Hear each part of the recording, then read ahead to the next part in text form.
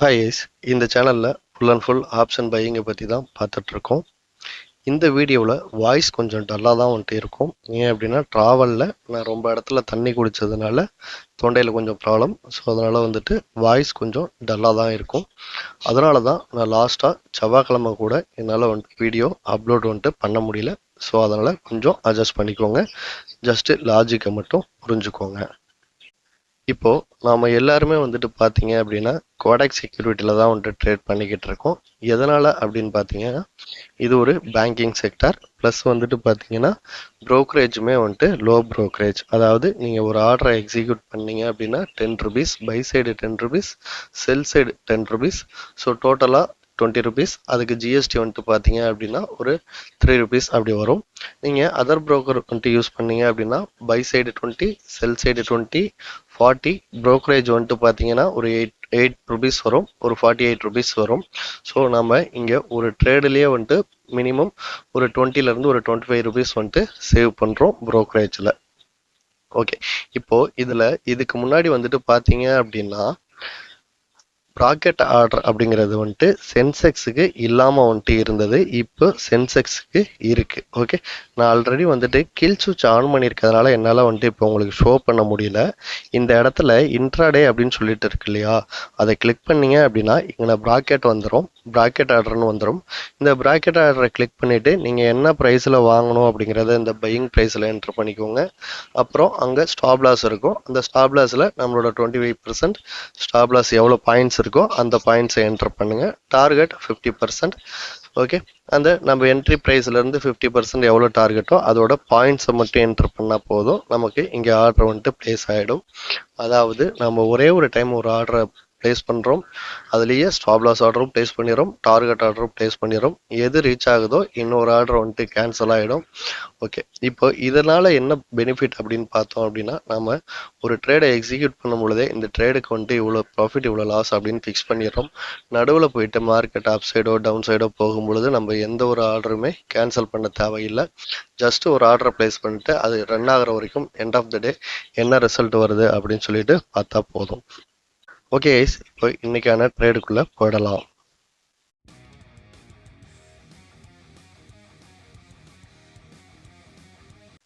Okay guys, இன்னைக்கு வந்துட்டு பார்த்தோம் அப்படின்னா நிஃப்டி எக்ஸ்பைரி டே. ஸோ நம்ம ஃபஸ்ட்டு ப்ரிஃபரன்ஸ் நிஃப்டிக்கு தான் வந்துட்டு கொடுக்கணும். ஓகே, இன்னைக்கு ஒரு மேஜிக்கான டே. எதனால் அப்படி சொல்கிறேன் அப்படின்னா இந்த பாயிண்ட் இருக்குல்ல 22,840 அப்படின்ற பாயிண்ட், இந்த பாயிண்ட் வந்துட்டு ஒரு மேக்னெட்டிக் பாயிண்ட். இந்த ப்ரைஸை நோக்கி ப்ரைஸ் வந்துட்டு டவுன் சைடு வரும் அப்படின்றதான் என்னோட இன்னைக்கான ட்ரேட் பிளானாக வந்துட்டு இருந்தது. மார்னிங் ஓப்பன் ஆச்சு இல்லையா, என்னோட இம்பார்ட்டன்ட் பாயிண்ட் இந்த இடத்துல ஒரு செல்லிங் பாயிண்ட் இருக்கு. இந்த இடத்துல வந்துட்டு ரிவர்சல் ஆயிருந்தது அப்படின்னா இமிடியேட்டாக இந்த பாயிண்ட்டுக்கு வந்திருக்கும். எதனால இந்த மேக்னெட்டிக் பாயிண்ட் அப்படின்னு சொல்லிட்டு சொல்கிறோம் அப்படின்னா ஆல்ரெடி நம்ம கூட சேர்ந்து ட்ரேட் பண்ணுறவங்களுக்கு ஆல்ரெடி வந்துட்டு தெரிஞ்சிருக்கும். ஓகே, இங்கே பாருங்க, மார்னிங் ரெண்டே கேண்டலில் இந்த இன்சைடு கேண்டல் இருக்கு இல்லையா, இந்த இன்சைடு கேண்டலோட ஹையை பிரேக் பண்ணிட்டு மார்க்கெட் வந்துட்டு மேலே போயிடுச்சு. சப்போஸ் இந்த இடத்துல நமக்கு ஒரு இன்னொரு செல்லிங் பாயிண்ட் இருக்கு, இங்கே மார்க்கெட் ரிவர்சல் ஆயிருந்தாலும் இந்த மேக்னெட்டிக் பாயிண்ட் பக்கத்தில் வந்திருக்கும். அட்லீஸ்ட் நேத்தியோட last 15 minutes high and low இந்த பாயிண்ட் இருக்கு இல்லையா, ஸோ இங்கேயாவது மார்க்கெட் கண்டிப்பாக வந்திருக்கும். நமக்கு வந்துட்டு ஒரு நல்ல ஒரு ப்ராஃபிட் வந்துட்டு கிடைச்சிருக்கும். ஆனால் பாருங்கள், மார்க்கெட் இந்த ரேஞ்சுக்குள்ளேயே வந்துட்டு மார்க்கெட் இது வரைக்குமே ட்ரேட் ஆகிட்டு இருக்கு. இப்போ நான் வீடியோ ரெக்கார்ட் பண்ணும்பொழுது வந்துட்டு டைம் பார்த்தீங்கன்னா ஆல்மோஸ்ட் வந்துட்டு 11:30 ஆக போகுது. நான் இது வரைக்கும் எந்த ஒரு ட்ரேடுமே வந்துட்டு எக்ஸிக்யூட் பண்ணல. ஆல்ரெடி என்னோட கோடெக் செக்யூரிட்டி அக்கௌண்ட்டில் நீங்கள் பார்த்துருந்தீங்கன்னா தெரியும், கில் சுவிட்சை வந்துட்டு ஆன் பண்ணிட்டேன்.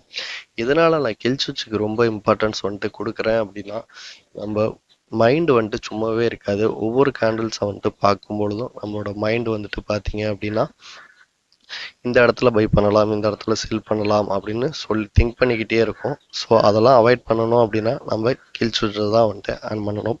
ஓகே, இன்னொரு விஷயத்தை நான் உங்கள் கூட ஷேர் பண்ணிக்கணும் அப்படின்னு சொல்லிட்டு விரும்புகிறேன். இங்கே பாருங்கள், இந்த பெரிய கேண்டலை வந்துட்டு பார்த்த உடனே இதை என்ன சொல்லுவாங்க அப்படின்னா இது ஒரு இன்ஸ்டிடியூஷன் பை பண்ண கேண்டல் அப்படின்னு வந்துட்டு சொல்லுவாங்க.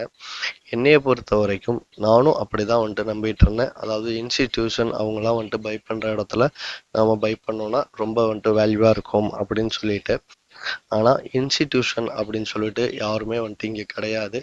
அதாவது இன்ஸ்டிடியூஷன் அப்படின்னு சொல்லிட்டு இருக்காங்க, இன்ஸ்டிடியூஷன் கேண்டில் அப்படின்னு சொல்லிட்டு எந்த ஒரு கேண்டலுமே கிடையாது. மார்க்கெட்டை பொறுத்த வரைக்கும் இங்கே பலாயிரக்கணக்கான ட்ரேடர்ஸ் இருக்காங்க. பலவிதமான மைண்ட் செட்ஸ் உள்ள ட்ரேடர்ஸ் வந்துட்டு இருக்காங்க. இதை வந்துட்டு நம்ம ஃபர்ஸ்ட் வந்துட்டு புரிஞ்சுக்கணும். ஓகே, இப்போ இது ஒரு இன்ஸ்டிடியூஷன் கேண்டில் அப்படின்னா எந்த இன்ஸ்டிடியூஷன் வந்துட்டு பை பண்ணாங்க அப்படிங்கிற ஒரு ஆன்சர் வேணும் இல்லையா? ஸோ அதை வந்துட்டு நம்ம எங்கே போய் தேடி போய் பார்த்தாலும் கிடைக்காது. ஸோ அதனால தான் சொல்கிறேன். ஓகே, நான் இந்த கேண்டலை பொறுத்த வரைக்கும் நான் எப்படி வந்துட்டு புரிஞ்சுக்கிறேன் அப்படின்னா, பெரும்பாலான ட்ரேடரோட மைண்ட் செட் வந்துட்டு இந்த இடத்துல பையிங்காக வந்துட்டு இருந்திருக்கு. ஸோ அதனால தான் வந்துட்டு இந்த கேண்டல் வந்துட்டு இவ்வளோ தூரம் பெருசாக இருந்திருக்கு. ஓகே, இப்போ பையிங்க்கு வந்துட்டு பெரும்பாலான ட்ரேடர் வந்துட்டு இருக்காங்க அப்படின்னா, செல்லிங்க்கும் பெரும்பாலான ட்ரேடர்ஸ் இருந்தால் தான் இந்த ப்ரைஸ் வந்துட்டு மூவ் ஆகும். ஓகே, இதில் இன்னொரு சினாரியோ என்ன ஆகும் அப்படின்னா, செல்லிங்க்கு வந்துட்டு யாருமே வந்துட்டு வரலை அப்படின்னா ப்ரைஸ் வந்துட்டு கொஞ்சம் ஜம்ப் ஆகி போகும். ஏன்னா இப்போ நான் வந்துட்டு செல் பண்ணுறதுக்கு ஐடியாவே இல்லை, ஆனால் மார்க்கெட் வந்துட்டு மேலே போயிட்டுருக்குன்னு வச்சுக்கோங்களேன். ஒரு 10 பாயிண்ட் 20 பாயிண்ட் போகிற வரைக்கும் நான் வெயிட் பண்ணுவேன். ஆனால் ஒரு 50 பாயிண்ட் போகிறப்ப நான் என்னோட பொசிஷனை வந்துட்டு அந்த இடத்துல கட் பண்ணும் இல்லையா? ஸோ அந்த இடத்துல போய் நான் கட் பண்ணுவேன். ஸோ அப்போ நான் ஒரு செல்லராக வந்துட்டு மாறுறேன். அப்படிங்கிறப்ப இந்த பையரோட, அதாவது பெரும்பான்மையான ட்ரேடர்ஸோட மைண்ட் செட்டு படி மார்க்கெட் வந்துட்டு மேலே போய்கிட்டு இருக்கும். ஸோ இதுதான் இந்த கேண்டல்ஸ் எல்லாம் வந்துட்டு ஃபார்ம் ஆகுறதுக்கான ரீசன்ஸ். மற்றபடி அங்கே ஒரு ஹியூஜான வேல்யூம் பை பண்ணிட்டாங்க அப்படி இப்படிலாம் சொல்லுவாங்க. நிஃப்டி இண்டெக்ஸை பொறுத்த வரைக்கும் இந்த மாதிரி எல்லாம் வந்துட்டு ஃபார்ம் ஆகுறதுக்கு வாய்ப்பே கிடையாது. பையர் செல்லர்ஸோட மைண்ட் செட்டை வச்சு மட்டும்தான் வந்துட்டு மார்க்கெட் வந்துட்டு மூவ் ஆகும் அப்படிங்கிறது என்னுடைய தனிப்பட்ட கருத்து. ஓகே கைஸ், இப்போ நேத்திக்கான ட்ரேட்ஸுமே பார்த்துடலாம். ஓகே கைஸ், இது வந்துட்டு பார்த்தீங்க அப்படின்னா நேத்திக்கு நடந்தது. ஓகே, இது நிஃப்டியோட சார்ட்டு. இப்போ நான் இந்த வீடியோ வந்துட்டு ரெக்கார்ட் பண்ணும்பொழுது ஆல்மோஸ்ட் வந்துட்டு ஒரு 11:20 ஆகுது. மார்னிங்லேருந்து நான் இது வரைக்கும் வந்துட்டு எந்த ஒரு ட்ரேடுமே வந்துட்டு நிஃப்டியில் எக்ஸிக்யூட் பண்ணலை. ஏன் அப்படின்னா ட்ரேடுமே வந்துட்டு ப்ராப்பரான ட்ரேடுமே வந்துட்டு நமக்கு வரலை. ஓகே, மார்னிங் என்ன ஆயிருக்கு பாருங்க, நம்ம ப்ரீவியஸ் டேவோட லாஸ்ட் 15 மினிட்ஸோட ஹைலோ வந்துட்டு மார்க் பண்ணியிருக்கோம் இல்லையா? அதுக்கு மேலேயே மார்க்கெட் ஓப்பன் ஆகிட்டு அதுக்கு மேலேயே வந்துட்டு க்ளோஸ் ஆகிருக்கு. ஓகே, இப்போ இந்த இடத்துல இந்த நம்ம ப்ரீவியஸ் டே லாஸ்ட் 15 மினிட்ஸோட ஹை பாயிண்ட்லேருந்து ஏதாவது ஒரு ரிவர்சல் வந்தது அப்படின்னா இந்த ட்ரேடை வந்துட்டு எக்ஸிக்யூட் வந்துட்டு பண்ணலாம். ஓகே, இப்போ நம்ம ஒரு ரெட் கேண்டில் பார்க்குறோம் அல்லது கிரீன் கேண்டில் பார்க்குறோம் அப்படின்னா அதில் ரெண்டு லாஜிக் தான் வந்துட்டு இருக்கும். அதாவது இந்த ரெட் கேண்டில் வந்துட்டு பார்த்தோம் அப்படின்னா நல்லா பாருங்க, இதில் டாப்பில் விக்கு கூட இருக்கும், பாட்டமில் கம்மியாக இருக்கும். இது ஒரு லாஜிக். அல்லது டாப்பில் வந்துட்டு விக்கு கம்மியாக இருக்கும், பாட்டமில் அதிகமாக இருக்கும். இந்த ரெண்டே மாதிரி தான் வந்துட்டு கேண்டில் வந்துட்டு ஃபார்ம் ஆகும். அது ரெட் கேண்டலாக இருந்தாலும் சரி, க்ரீன் கேண்டலாக இருந்தாலும் சரி. ஸோ இதை பேஸ் பண்ணி தான் நான் வந்துட்டு என்னோட ஸ்ட்ராட்டஜி, அதாவது நான் ட்ரேட் பண்ணும் பொழுது ஃபில்டர் பண்ணி வச்சுருக்கேன். ஓகே, ஏன் அப்படின்னா இந்த மாதிரி வந்துட்டு டாப்பில் விக்கு கம்மியாகவும் பாட்டமில் விக்கு கூட இருந்ததுன்னா அதில் நாம் எடுக்கிற ட்ரேடில் எத்தனை ட்ரேடு வந்துட்டு சக்ஸஸ் ஆகுது அப்படிங்கிறது தான் நமக்கு வந்துட்டு விஷயம்.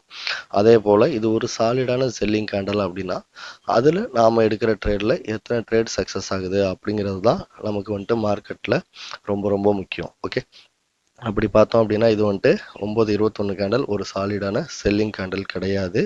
ஸோ அதனால் இதை வந்துட்டு இந்த செல்லிங் ஆப்பர்ச்சுனிட்டியை விட்டுடுவோம்.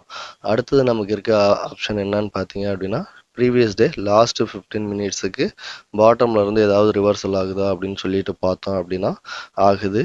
அந்த 9:27 கேண்டல், இந்த கேண்டலுமே வந்துட்டு பார்த்தீங்க அப்படின்னா இது ஒரு சாலிடான பையிங் கேண்டலா அப்படின்னா அதுவும் கிடையாது. ஓகே ஓகே, இப்போ இந்த மாதிரி கேண்டல்ஸ் வந்துட்டு ஃபார்ம் ஆனால் நம்ம ட்ரேடே பண்ணக்கூடாதா அப்படின்னா கண்டிப்பாக வந்துட்டு நம்ம ட்ரேடு வந்துட்டு பண்ணலாம். அது எந்த இடத்துல, அதாவது ப்ரீவியஸ் டே லாஸ்ட் 15 மினிட்ஸில் ஃபார்ம் ஆகுதா இல்லை நம்மளோட இம்பார்ட்டன்ட் பாயிண்டில் வந்துட்டு ஃபார்ம் ஆகுதா அப்படின்னு சொல்லிட்டு பார்த்துட்டு தான் பண்ணணும்.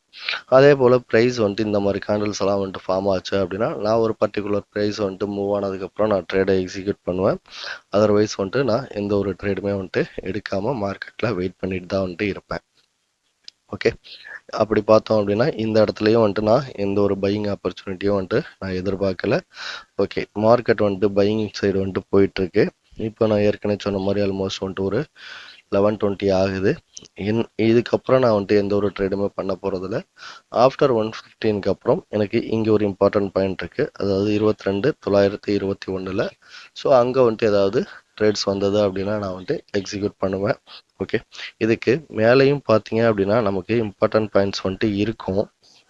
பட் வந்துட்டு நாம் இப்போ ஒரு சில இம்பார்ட்டன்ட் பாயிண்ட்ஸை இந்த மாதிரி வந்தது அப்படின்னா வேணாம் அப்படின்னு சொல்லிட்டு ஃபில்டர் பண்ணியாச்சு. ஸோ அதை பேஸ் பண்ணியும் நான் வந்துட்டு இப்போ ட்ரேட் பண்ணிக்கிட்டு இருக்கேன். ஏன் அப்படின்னா எனக்கு ட்ரேடு வந்துட்டு கம்மியாக இருந்தால் இப்போதைக்கு போதும். வின்னிங் ப்ராபபிலிட்டி வந்துட்டு எனக்கு அதிகமாக வேணும் அப்படின்னு சொல்லிட்டு நான் எதிர்பார்க்குறேன்.